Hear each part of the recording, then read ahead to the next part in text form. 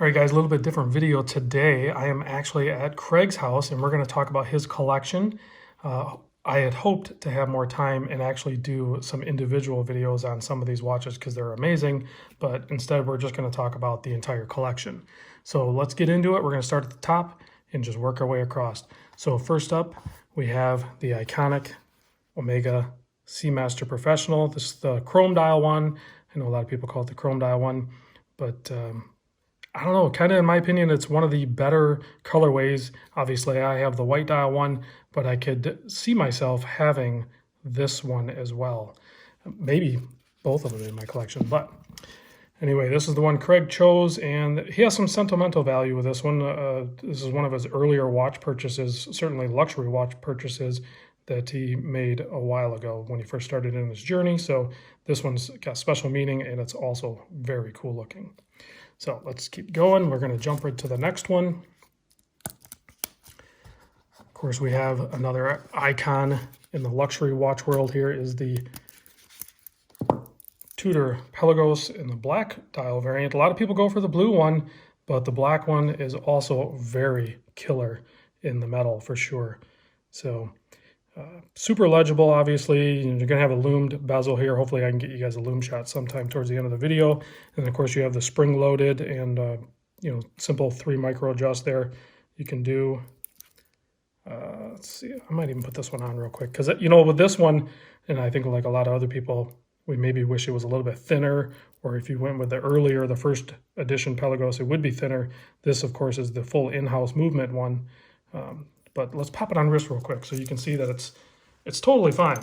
Like the thickness, because of the weight on it, it just kind of is negligent. Like you don't really worry about the thickness with this thing just because it wears so good. If you're wearing a dress shirt, then yeah, it might be problematic. But for most of us that are wearing these dive watches, that's not an issue. The other thing that both Bruce pointed out and Craig pointed out to me is the detent at the 60 or the 12 is more substantial. So when you're rotating the excellent bezel, when you get to that point, it like kind of just locks in a little bit more. You have to force it out. So pretty cool feature of that. I know we're going to breeze through this collection, guys. Otherwise, it'll take forever. But here's another fun piece. Well, the only real crazy color in the collection, if you can call it yellow crazy, but for a watch dial, it kind of is bold. So the Doxa 300, this is the diving star that would indicate the yellow dial. And near perfect condition. It's the 300T. So there's a 300 and then there's a 300T. I personally like the 300T a little bit more myself. It's more of the same case as like the 1200, except for you don't have the helium escape. And then you have the flare on the beads of rice bracelet to kind of match up the case a little bit more. And this is the first time I've checked out the newer clasp. I'm used to the cheaper stamped clasp. So this one has a nicer clasp with the micro adjust on the fly. Here, we can pop this one on wrist too. So there is the Doxa on wrist. Much like, you're familiar with the Seiko cushion cases, Doxa also has that magic where, yeah, the case size might be a little bit larger, but you can easily wear these cushion cases. Let's put that one back on the cushion. And a little heads up, I think Craig is actually going to let this one go. So if you're interested, talk to me. This one here, I'm not going to show too much on this one. I've actually done a video on this actual watch. So Craig did loan me this one. Of course, a nice Christopher Ward. Probably one of the best bang for money in the diving world. I think you can get them for like under $1,000, right, Craig? Craig's off to the corner, so nice bezel action on these. Good timekeeping, all that good stuff. Excellent loom. All right, next up, I got to look this one up.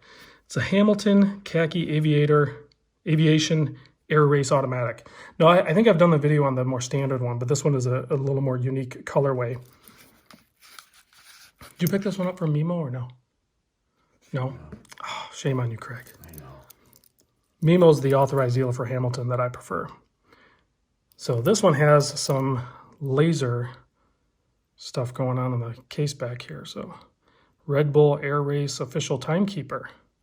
So very cool watch. It's going to present, it's a 42 millimeter, but it's going to present a little bit larger on wrist because you have so much dial real estate. But the fun part, I think, with this one is the way they did the handset, how they're skeletonized.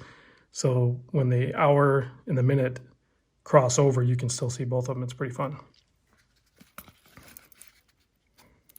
So you can see quite the collection here, quite the diverse collection. And then, of course, you have to have a G-Shock square.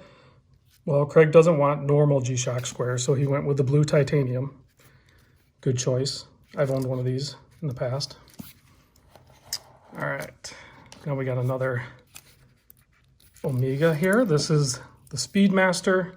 And again, I'll have to read this one because I don't know squat about Speedmasters. This is the 44¼ millimeter version.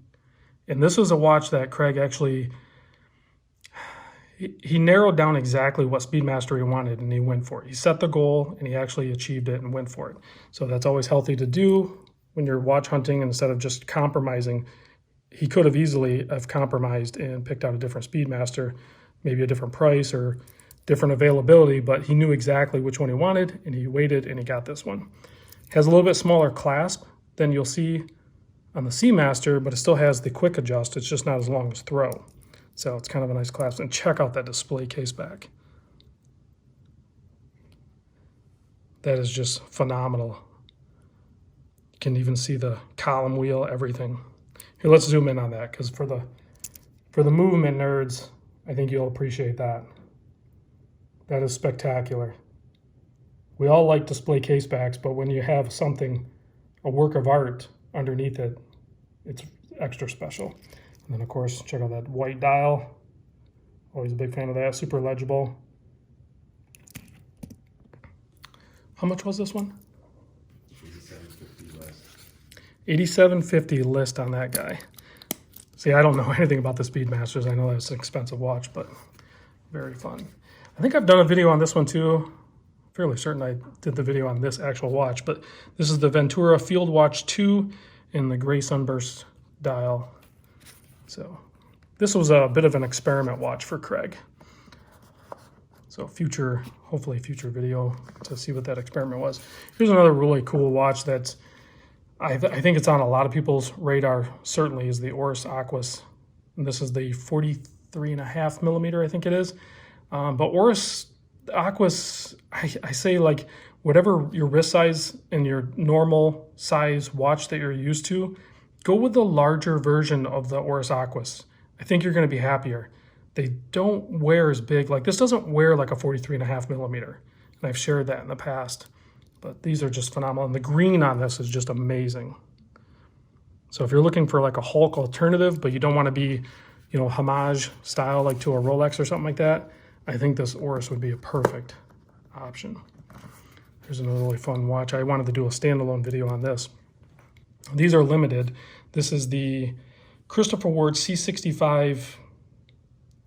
How do you say that, Greg? Anthropocene. Anthropocene. I knew I was going to mess that up. This is a GMT special edition. I don't think they made very many, but it's a 41 millimeter light catcher case, the C65. Yeah, C65. That's the C60. So solid case back, non-screw down crown on this one. So I'm assuming, oh, it's actually numbered, isn't it? This is number 2. Let me zoom in, my eyes aren't that good. This is number 234 of only 300. That's a legitimate limited edition from Christopher Ward, only 300 watches. So you probably don't see a ton of these out in the wild. Very like Explorer 2 Polar colorway like. So that's why it works good for me for sure. But non-screw down crown may be a deal breaker for a lot of people. But if you look at the Christopher Ward lineup, they're doing screw down crowns on this case more and more. So I'd be shocked if there wasn't a new release coming very similar to this, but with a screw down crown. Hopefully not limited edition, so everyone can get one. But if Craig ever sells that one, I might pick that up. And then we have a Zelos Skyraider 2 in titanium. I did a video on this actual watch. This was a watch that Craig picked up from Bobby Legs. maybe you watch his channel too. So Craig's hoping to give that one more wrist time. He hasn't worn it a ton. And then of course the last one in the collection is a Seiko, which this is your only Seiko. Huh, his only Seiko. And it's going to be less of a Seiko here soon because he's going to do a soxa mod on this one. So, but I will say this is the first time checking out this, this is a strap coat, I think, mesh with the fitted end links.